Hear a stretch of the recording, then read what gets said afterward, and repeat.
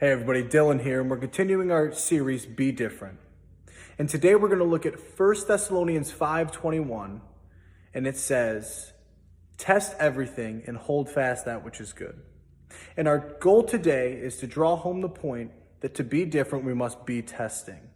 You see, at the time of this writing, the people of Thessalonica were dealing with a lot. The gospel was relatively new, and there were a lot of people coming in and proclaiming things in the name of Christ that just weren't true. But the fact is that they were doing it in such a way where you could have thought that what they were saying is true. Take, for example, these two cups. They look almost identical.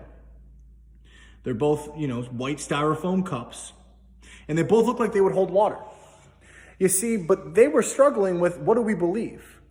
Well, what Paul tells them to do is to test it. Well, how do they do that? They compare it to what Scripture says. So when we take, for example, Scripture, and we see if these cups can hold water, we quickly find out that one can and one can't. As we look at this one right here, it's leaking. There's a hole in the back. It's something that we couldn't see at the beginning, but when we see if it can hold Scripture, we find out quickly that it can't. And in the same way for me and you, just because we hear something doesn't mean it's true. Just because we think that it's true doesn't mean it is. Just because our friend said it.